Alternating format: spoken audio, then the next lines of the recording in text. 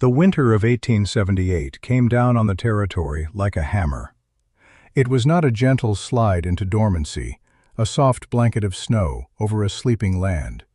It was an occupation. The cold did not knock before it entered.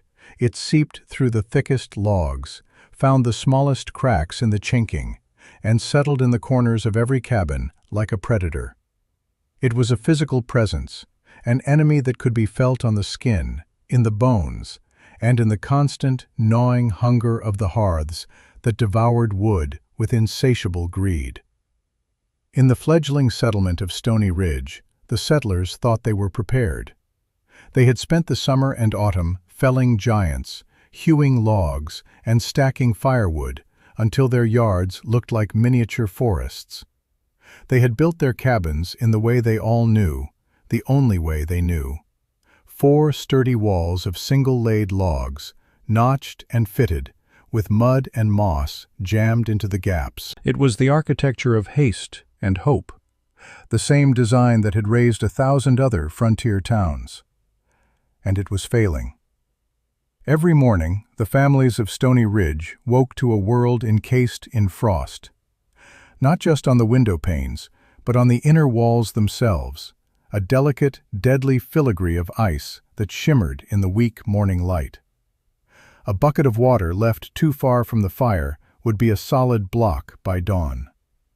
The drafts were not mere annoyances, they were like knives, slicing through the thin bubble of warmth around the stone fireplaces. The men, proud and strong, spent their days with axes, their breath pluming in the frigid air, their muscles aching as they felled more and more trees, feeding a war of attrition against an enemy that never tired. The women spent their hours feeding the fires, turning and returning blankets, and watching their children, whose faces were perpetually pinched with a chill that never quite left them. They were all doing the same thing, and they were all suffering the same fate. The settlement was a collection of individual families fighting the same losing battle. Their shared struggle, a silent testament to the inadequacy of their shared knowledge. The cold was a thief. It stole the heat from their fires, the sleep from their nights, the strength from their bodies, and the hope from their hearts. It made the simple act of survival an exhausting, all-consuming chore. The sound of the wind was a constant torment, a high, keening moan that seemed to mock their efforts, promising a deeper, more profound cold yet to come. The settlers would gather at the small trading post, their faces wrapped in wool, and speak in low, worried tones. They spoke of dwindling wood piles, of the relentless wind that seemed to come from all directions at once, and of the bone-deep cold that their roaring fires could not seem to banish. They were trapped in a cycle of hard labor and fleeting comfort, a community bound by a common enemy and a common, unspoken fear, that what they were doing was not enough. They believed their only solution was to work harder, to chop more wood, to patch more chinking. No one considered that the problem was not in their effort, but in their design. Among them lived a woman named Elara. She was a widow, a quiet figure who had arrived 2 years prior with her husband Anders and their 2 small children, Leo and Sophia. Anders had been an engineer from a land of high, cold mountains, a place where snow was not a seasonal visitor, but a permanent resident of the peaks. He had a different understanding of cold, a different respect for its power. He saw it not as something to be fought head-on, but as a force of nature to be understood and redirected, like a river. He had filled notebooks with strange diagrams of houses built half-buried in hillsides, of complex flues and stone masses, of walls built with air itself as an insulator. He spoke of thermal dynamics and pressure gradients, words that meant little to the practical-minded loggers and farmers of Stony Ridge. Then a fever had taken him the previous spring, leaving Elara with his children, his books, and his seemingly outlandish ideas. She was seen as a fragile thing, a woman ill-suited for the harsh realities of the frontier, now left utterly alone. While her neighbors planned to double their woodcutting, Ilara spent her days rereading Anders' notebooks. His handwriting was a comfort, his drawings a map. She remembered his voice, calm and certain, explaining the principles. "Cold air is heavy, Ilara," he would say, sketching in the dirt with a stick. "It is lazy. It does not want to climb. It will always seek the lowest point and settle there. If you give it a place to fall, it will stay there." The idea was radical in its simplicity. Instead of building a door level with the ground, a door that opened directly to the wind and the cold, she would dig. She would create a sunken entryway, a trench that led down to a door set several feet below the frost line. This trench, this cold sink, would act as a trap. The dense, frigid air would flow down into it, and, having nowhere lower to go, would pool there, forming a barrier of still, heavy air that the wind could not easily dislodge. The house itself would be entered by climbing a short set of stairs up from this cold trap, through a second, well-sealed inner door. One brisk morning, the community saw the first sign of her madness. She was not reinforcing her cabin walls or stacking more wood. She was in her yard with a shovel and a pickaxe, marking a long, deep rectangle in the frozen earth leading to her front wall. Marcus, the settlement's most respected builder, a man whose hands had shaped half the homes in Stony Ridge, stopped his wagon to watch. He was a large man, confident and proud, his face a testament to years of wind and work. He saw the shape she was scratching into the dirt, the lines indicating a deep trench. He chuckled, a low, rumbling sound. "Woman," he called out, his voice laced with patronizing amusement. "Are you digging a grave before you're dead?" A few other men, gathered to help him on a new build, laughed along with him. The sound was sharp and cruel in the cold air. Ilara did not stop her work. She looked up, her face calm, and simply said, "I am building a doorway." This only fueled their mirth. "A doorway to the center of the earth, maybe," one man shouted. Marcus shook his head, a grin on his face. "That trench will fill with snow in the first storm," he declared, his voice carrying the weight of absolute authority. "You'll be trapped inside, or you'll spend all winter shoveling it out just to get to your own door. It's foolishness." He turned to the others. "She's building Ilara's folly," he announced, and the name stuck. They saw a grieving widow, her mind perhaps cracked by loss and hardship, embarking on a project that defied all common sense. They saw her digging a hole that would surely become her prison, a monument to her ignorance. They warned her, they mocked her, and then they ignored her, turning back to their own sensible, traditional, and desperately cold homes. The work was brutal. The ground was hard, laced with stone and stubborn roots. The pickaxe jarred her arms and shoulders with every swing, and the shovel felt impossibly heavy. Her son Leo, barely 10 years old, worked beside her when he could, his small hands struggling with a smaller shovel, his face set with a fierce determination to help his mother. They worked in the biting wind, their breath turning to ice on their scarves. The mockery did not cease. Neighbors would walk by, shaking their heads. Children, echoing their parents, would sometimes chant, "Ilara's folly," from a safe distance. She was an island of strange, silent labor in a sea of conformity. She ignored them all, her focus narrowed to the task at hand. Each swing of the pickaxe was a memory of Anders's voice. Each shovelful of earth was an act of faith. She was not just digging a trench, she was carving out a sanctuary. While Ilara dug, Marcus and his crew worked with swift, practiced efficiency on a new cabin for a newly arrived family. The sounds of their work were a constant counterpoint to her solitary toil. The ringing of axes, the thud of logs being set into place, the loud, confident shouts of men who knew exactly what they were doing. They raised the walls in a matter of days, their movements a blur of competence. They slapped mud and moss into the gaps with practiced speed, their methods honed by repetition.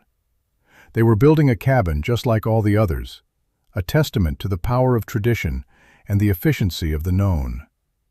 They would finish their work, collect their payment, and move on, leaving behind another structure that looked strong and solid, but was secretly vulnerable to the enemy it was meant to defeat. They were building houses, but Alara was building a defense. Her work was slow and methodical. After digging the trench to a depth of 6 feet, she lined its walls with heavy timbers to prevent collapse, creating a sturdy, descending corridor. At the bottom, she framed a heavy, thick door made of 2 layers of wood with dried grass packed between them. But the trench was only the beginning. Her neighbors saw the hole, but they did not see the system. Inside the cabin, she began constructing a second interior wall, leaving a gap of 6 inches from the outer logs. Into this cavity, she and her children painstakingly packed a dense insulation of dried moss, cattail fluff, and straw mixed with clay, a technique from one of Anders's books. It was a slow, tedious process. While her neighbors' cabins had walls that were a single log thick, hers would have a layered defense. Log, then 6 inches of insulation, then another interior plank wall. It consumed time and materials, but she knew it was essential. Finally, she addressed the hearth. Instead of a simple stone fireplace built against the wall, she constructed a massive heart of river stones and clay that projected deep into the room. It was designed not just to radiate heat forward, but to absorb and store it within its immense thermal mass. Anders had taught her that a fire that burns hot and fast is a fire that wastes its energy. A fire that heats a large, dense mass would continue to release that warmth for hours after the flames had died down. It was a battery for heat. When she was finished, her cabin looked much the same from the outside, save for the strange, sunken path leading to its door. Inside, it was slightly smaller, the thick walls and massive hearth encroaching on the living space. To the people of Stony Ridge, she had spent a month of back-breaking labor to create a smaller, darker house with a dangerous, inconvenient entrance. They saw only waste and folly. They could not see the principles at work. They could not see the physics of survival she had so carefully engineered. The first true test came in late December. The sky turned a strange, bruised purple, and the wind fell silent. An unnatural stillness settled over the land, a quiet that felt more menacing than any storm.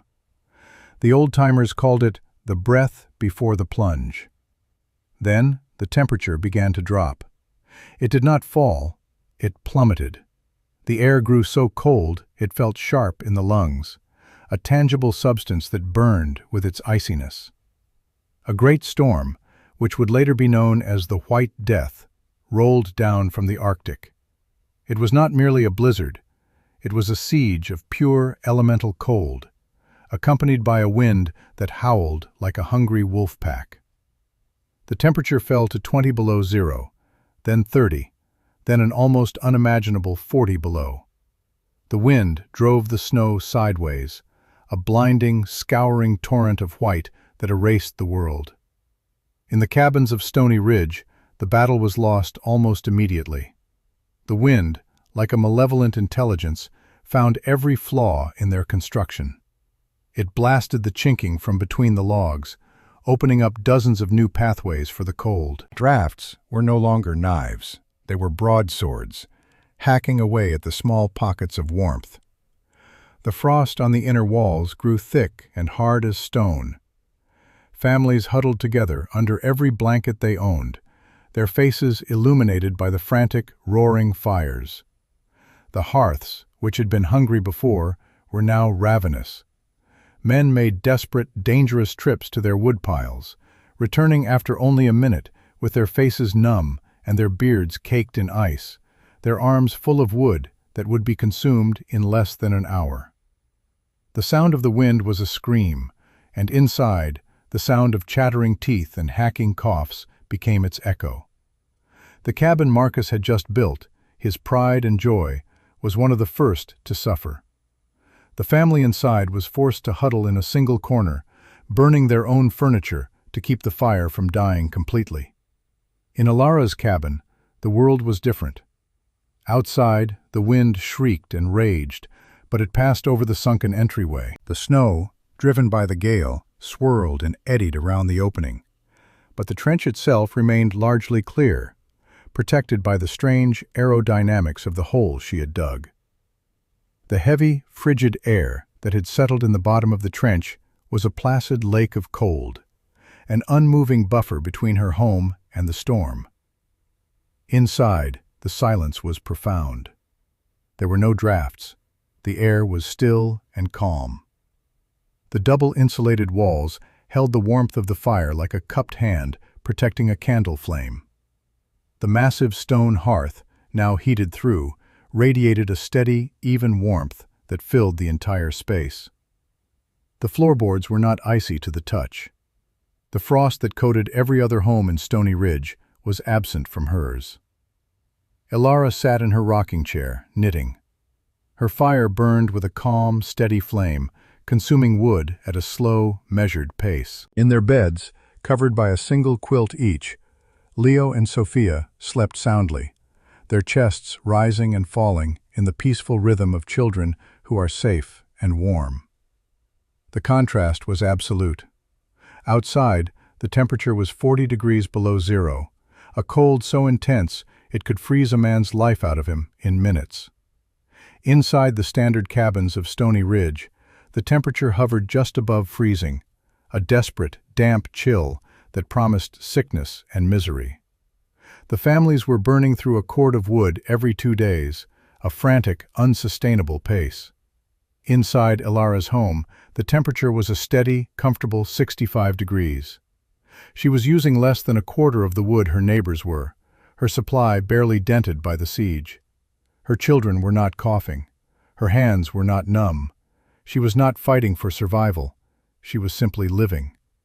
Her folly had become her fortress. Her strange, mocked design was not just working. It was triumphing with an effortless grace that was a stark rebuke to the brute force and failed traditions of the entire settlement. The crisis in Marcus's home reached its peak on the second night of the storm. His wife was ill, her breathing shallow and ragged in the frigid air of their own bedroom. His youngest child was crying, a thin, weak sound of pure misery. They had burned through half their winter supply of wood in 2 days, and the fire, though roaring, seemed to produce no meaningful heat, its warmth stolen by the drafts and the ice-cold logs of the walls. Pride was a luxury he could no longer afford. The memory of Alara's quiet confidence, of her strange digging, gnawed at him. He had laughed at her.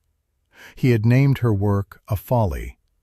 Now his own family was suffering in a house built by his own celebrated hands, a house that was proving to be a frozen tomb. Defeated and driven by a desperate fear for his family, he pulled on his heaviest coat, wrapped his face, and stepped out into the screaming maw of the storm. The journey to Alara's cabin, though short, was a battle for life.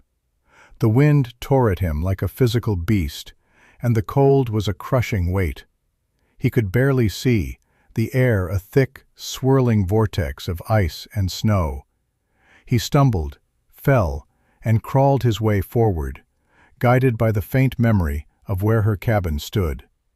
He expected to find it dark and silent, its inhabitant frozen, a tragic but predictable end to her foolish experiment.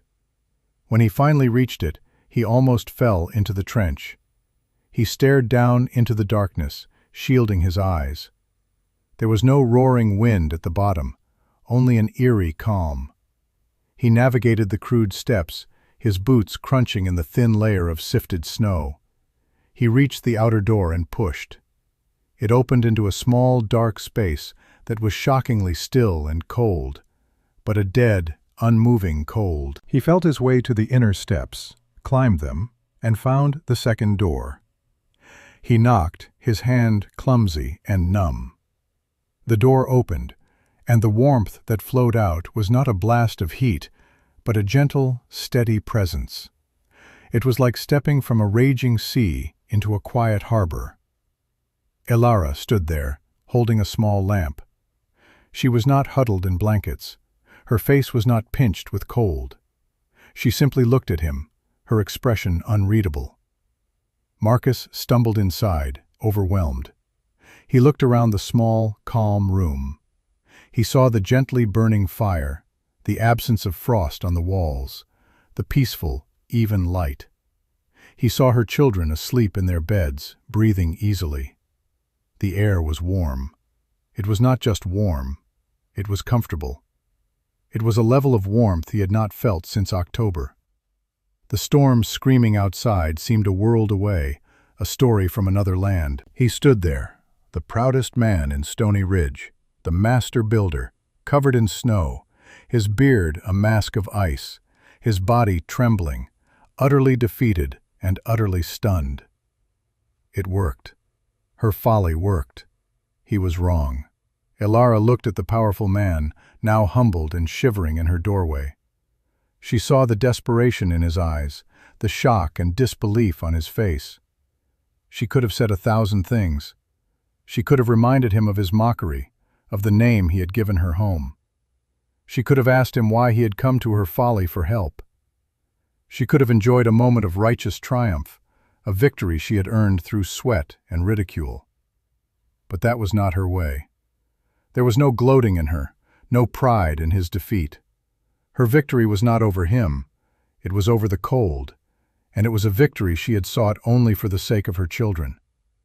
She simply stepped back to let him fully inside and closed the inner door, sealing them once more in the quiet warmth. She gestured to a small wooden stool near the massive stone hearth. "There is broth on the hearth," she said, her voice soft but clear. "Sit." The simple offer of hospitality was more powerful than any accusation. It was an act of grace that acknowledged his desperation without judging it. Marcus, speechless, could only nod. He slowly removed his frozen coat and sat, extending his trembling hands not toward the flames, but toward the warm stone of the hearth, feeling the deep, steady heat radiating from it. He was a student in a school he hadn't known existed. When the great storm finally broke after 4 days, leaving a world of profound silence and monumental snowdrifts, a shaken and humbled Marcus was the first to spread the tale. He did not whisper it, he proclaimed it. He walked from cabin to cabin, his voice hoarse but firm, and told everyone what he had seen. He described the still, warm air in Elara's home. He described her sleeping children, the steady fire, the complete and total victory she had won against the White Death. He told them about the sunken entryway, the double walls, the great stone hearth. He used the name he himself had coined, but now it held a different meaning. "Elara's folly," he said, his voice filled with a new and profound respect, "is the warmest house in this territory." His words carried the weight of his reputation, and his admission of error was so complete, so sincere, that no one could doubt him. Curiosity replaced mockery. First in ones and twos, then in small groups, the people of Stony Ridge made their way to Elara's cabin. They were hesitant, their faces a mixture of skepticism and desperation. They walked down the steps into the trench, their boots crunching on the snow. At the bottom, they stopped, marveling at the dead calm. They felt the pocket of frigid air pooled around their ankles, a tangible demonstration of the principle. Then they would climb the inner steps and knock. Each time, Elara would open the door, and each time, the same wave of disbelief and wonder would wash over the visitors as they stepped from the biting cold into the steady, even warmth. They looked at her insulated walls, touched the radiating stone of her hearth, and saw her small, efficient woodpile. The laughter was gone, replaced by a stunned, respectful silence. They had all suffered, some terribly. Their children were sick, their homes were damaged, their confidence shattered. And here, in the house they had ridiculed, was a quiet, unshakable peace. A few days later, Marcus returned. He did not come with a crowd. He came alone. He held no tools of his trade. In his hands, he carried a small, leather-bound notebook and a piece of charcoal for writing. He stood before Ilara, not in her doorway, but in the middle of her warm room, his hat in his hands. The arrogance was gone, stripped away by the storm and by her success. He looked not at her, but at the walls, at the hearth, his builder's eye reassessing everything he thought he knew. Finally, his gaze met hers. "Teach me," he said. The two words were quiet, but they echoed with the weight of his surrendered pride. It was the most profound apology he could offer. He, the master builder, was asking the quiet widow, the fool who dug a hole, to be his instructor. He opened his notebook to a clean page, his expression earnest and humble. "Explain it to me," he said. "All of it. Why it works." Ilara did not hesitate. She asked for no payment, no apology, no praise. The knowledge had been a gift to her from Anders, and she would now give it freely as a gift to the community that had scorned her. She brought out her husband's worn notebooks, the pages filled with his elegant script and precise drawings. She spread them on the small wooden table. With Marcus sitting beside her, she began to explain. She pointed to the diagrams of the sunken entry, tracing the path of the heavy, cold air with her finger. "It falls, and it stays," she said simply. She explained how the snow, instead of filling the trench, was lifted over it by the wind, a principle of aerodynamics he had never considered. She showed him the cross-section drawings of the insulated walls, explaining how the trapped air and moss created a barrier the cold could not easily penetrate. She spoke of the thermal mass of the hearth, how the stone stored the fire's energy like a reservoir, releasing it slowly and steadily. She shared everything, holding nothing back, her voice calm and patient as she translated her late husband's engineering principles into the practical language of a builder. Marcus listened, his face a mask of concentration, his charcoal scratching furiously across the pages of his notebook, capturing every detail, every measurement, every principle. He was no longer a master. He was an apprentice, and his education had just begun. That spring, the sound of building in Stony Ridge was different. The familiar ring of the axe and the thud of the hammer were joined by a new sound, the grating scrape of shovels and pickaxes on stone and earth. All across the settlement, men were not raising walls first. They were digging. Trenches, modeled exactly after Ilara's, began to appear in front of existing cabins and on the sites of new ones. What had once been Ilara's folly was now being called, with a reverence that bordered on superstition, the Stony Ridge entry, or, more simply, the warm door. Marcus, armed with his new knowledge, led the effort. He supervised the digging, ensuring the trenches were deep enough. He taught the other men how to build the double walls, how to pack the insulation, and how to construct the massive, heat-storing hearths. The landscape of the settlement began to physically change, a testament to a collective lesson learned in the hardest way possible. The work was a communal act of rebuilding, not just of homes, but of trust. The men who had laughed the loudest now worked the hardest, their labor a silent apology to the woman they had so badly misjudged. Ilara moved among them, a quiet consultant. She offered advice, checked measurements, and answered questions, never once mentioning their past mockery. Her quiet grace and freely given wisdom earned her a new kind of respect, one far deeper than Marcus's old authority had ever been. They were not just building warmer homes. They were building a more resilient community, one founded on a shared, hard-won piece of wisdom. The houses they built that year, and in the years that followed, stood as monuments to their humility. The story of the Stony Ridge entry did not remain confined to the small, isolated settlement. That summer, a government surveyor passed through, mapping the territory. He was accustomed to the rough, drafty cabins of the frontier. When he was offered lodging in one of the new homes, he was stunned by its comfort and efficiency. He spent 2 days with Marcus and Ilara, filling his own notebooks with sketches and detailed notes on the design. He saw its genius, its elegant solution to the frontier's deadliest problem. When he left, he carried the story with him. The tale of the widow's strange design, proven during the Great Storm, began to appear in territorial newspapers and official reports. The idea, unattached to Ilara's name, began to spread. In other new settlements, builders started digging trenches, adopting the principles of the sunken entry. The innovation traveled quietly, a piece of anonymous folk wisdom passed from one builder to another, saving countless lives in the harsh northern winters that followed. Its origins in a lonely widow's grief and a dead engineer's notebooks, all but forgotten. Years later, Stony Ridge was a thriving town. Its houses were known throughout the territory for their warmth and sturdiness. Ilara was an old woman, her children grown with families of their own, all living in warm, safe homes. She was no longer the outsider, the foolish widow.